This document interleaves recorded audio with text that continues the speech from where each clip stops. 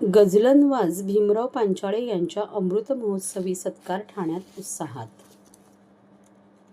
आपल्या सुरेल आणि भावस्पर्शी गायिकेने मराठी गझलला जागतिक स्तरावर नेणारे गझलनवाज भीमराव पांचाळे यांच्या अमृत महोत्सवी वर्षानिमित्त स्नेह गझल या भव्य सोहळ्याचे आयोजन राम गणेश गडकरी रंगायतन येथे करण्यात आले। या सोहळ्यात राज्याचे परिवहन मंत्री प्रताप सरनाईक आणि प्रख्यात गायक पद्मश्री सुरेश वाडकर यांच्या हस्ते पांचाळे यांचा सन्मान करण्यात आला। या विशेष प्रसंगी गझलनवाज भीमराव पांचाळे आणि डॉक्टर भाग्यश्री पांचाळे यांनी मराठी व उर्दू गझलांची भावस्पर्शी स्नेह मैफिल सादर करत उपस्थित रसिकांना मंत्रमुग्ध केले। मराठी गझलला केवळ महाराष्ट्रातच नव्हे तर सातासमुद्रापार पोहोचवण्यात भीमराव पांचाळे यांचे मोठे योगदान आहे। गझल सम्राट सुरेश भट यांच्यानंतर मराठी गझलला सुवर्णकाळ प्राप्त करून देण्याचे कार्य त्यांनी केले। गझल कार्यशाळा, मुशायरे आणि मैफिलीच्या माध्यमातून त्यांनी या कलेचा प्रसार मोठ्या प्रमाणात केला। मराठी गझलला हक्काचे व्यासपीठ मिळावे यासाठी त्यांनी गझल सागर प्रतिष्ठानची स्थापना केली। या संस्थेमार्फत राज्यभर तसेच देशभरात अखिल भारतीय मराठी गझल संमेलनाचे आयोजन करण्यात आले। त्यामुळे अनेक नवोदित कलाकारांना संधी मिळाली। भीमराव पांचाळे यांच्या या अतुलनीय कार्याची दखल घेत राज्य व केंद्र शासनासह विविध संस्थांनी त्यांना सन्मानित केले आहे। अलीकडेच महाराष्ट्र शासनाने त्यांना भारतरत्न लता मंगेशकर पुरस्काराने गौरवले आहे।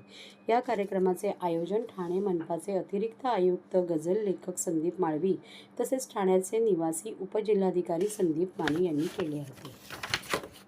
काय सांगणार, 54 वर्ष आपण गझलमध्ये गायक केलेलं आहे। आज सत्कार झाला ठाण्याचा गडकरीमध्ये।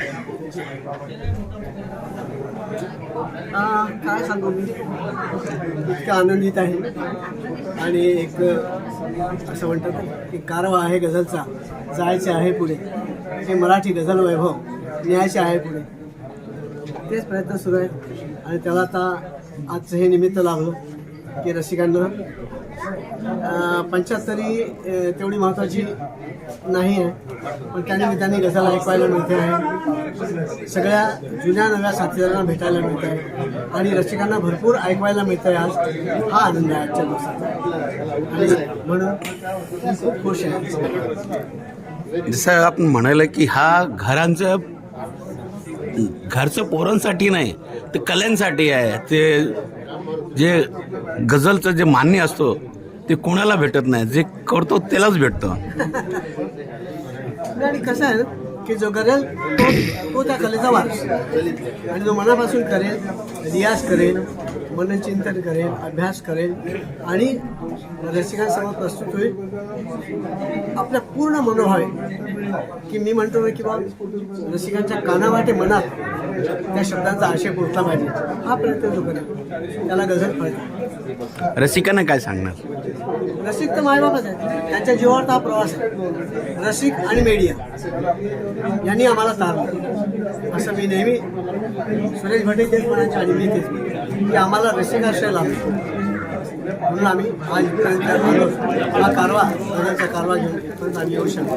त्याला सर्वस्वी रसिक कारणीभूत, त्यांची दाद कारणीभूत आहे, त्यांचं प्रेम कारणीभूत।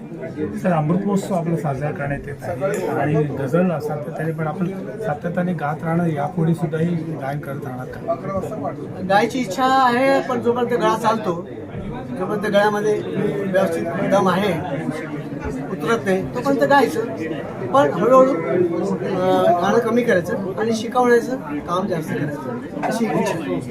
गझलचं गुरुकुल त्यासाठी असावं असा एक मानस आहे।